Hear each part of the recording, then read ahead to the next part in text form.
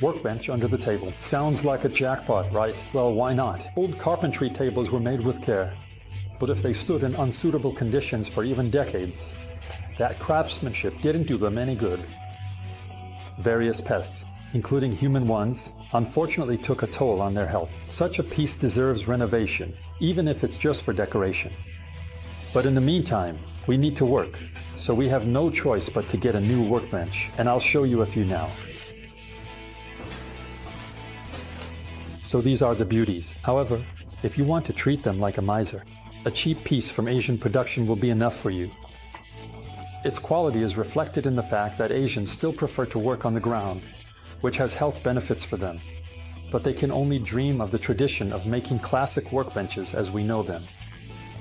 In contrast, the Czech Republic is known for producing workbenches, and the companies that specialize in this export all over the world. Uni-max now offers workbenches and tables from the Ramia brand, including various accessories.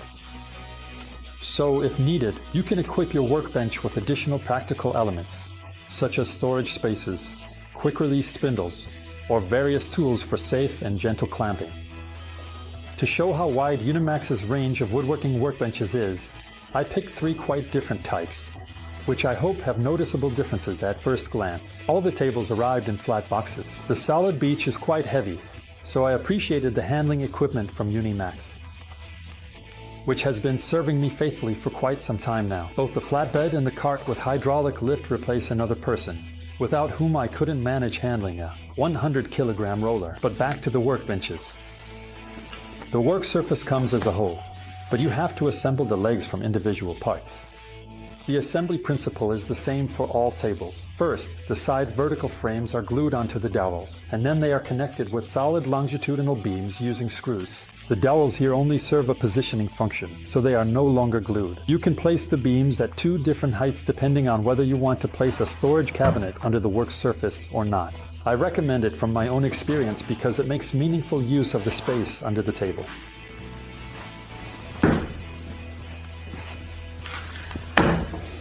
From the professional tables, I chose the Pro A1 model, called Premium 1. This roughly 2-meter and nearly 90-kilogram workbench reminds me the most of a traditional workbench. Why? Because unlike all the other professional tables, Ramia uses classic square dog holes. If you have an old workbench at home, it's quite likely that they will be compatible. However, round dog holes are more common today because they have some undeniable advantages. The individual professional models also differ, among other things, in the thickness of the top, which is just under 40 millimeters in this case, while for the top model, Superb, it is double that. With one exception, the tables from the Pro series have a classic rear wagon. Only the Premium Star model has a similar side vise as in the front, which is a solution typical for the Hobby series. You can upgrade the standard front vise with a jaw opening of up to 240 millimeters for an additional fee using the quick-release spindle with the same capacity. With one counterclockwise turn, you can loosen the nut, and the spindle can be pulled out or pushed in. To tighten it, just turn it clockwise. You make one empty turn, and then you can start tightening. However, with the Premium 1 workbench, you have to improvise a bit because the quick-release design doesn't quite fit with the base, which needs to be slightly shifted, and the rear wooden plate must be removed from the vise. However, make sure to put the locking washers back on the guide rods, as they act as stops to prevent the spindle from being pulled out completely. A suitable addition is one of the cabinets that fit all tables from the professional line. I chose a closed type with drawers.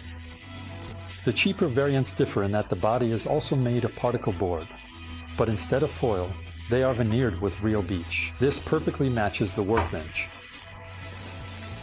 Otherwise, you can purchase additional dowels if needed, in addition to the 2 standard ones provided. They are sold in pairs.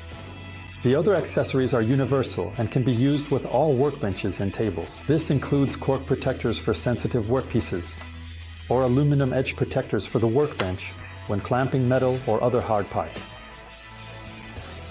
I wouldn't recommend it for a typical carpenter's bench, but with other Ramia work tables, you can use a universal holder to attach a locksmith's vise to the work surface, or protect the surface with a thick metal plate that serves as an anvil.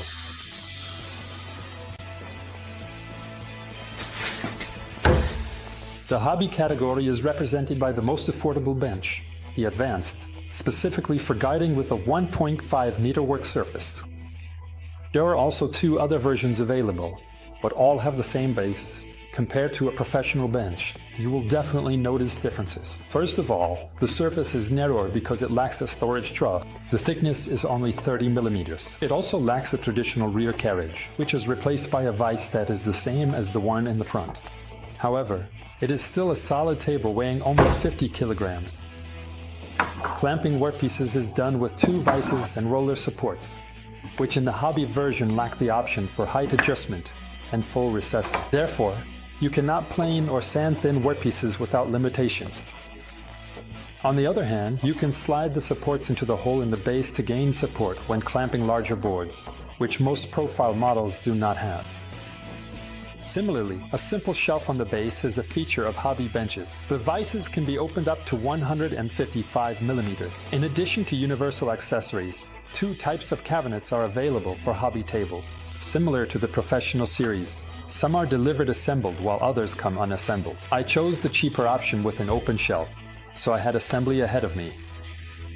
The cabinet is again placed on the beams of the base, which must be mounted in the lower position. It is secured in place with 2 screws.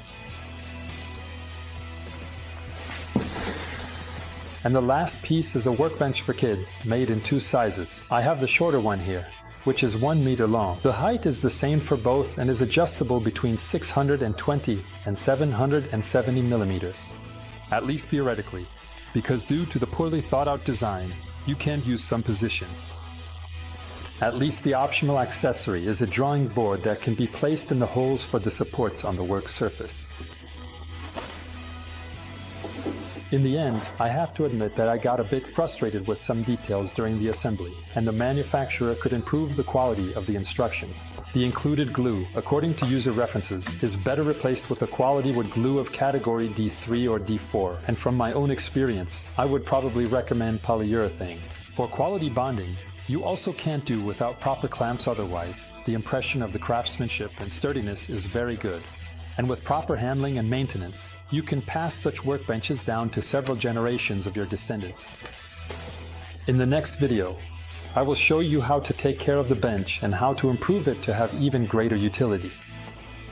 In conclusion, I want to say that it always makes me happy when uni-max expands its offerings with some quality, and in this case, additionally checked products. So may it serve you well.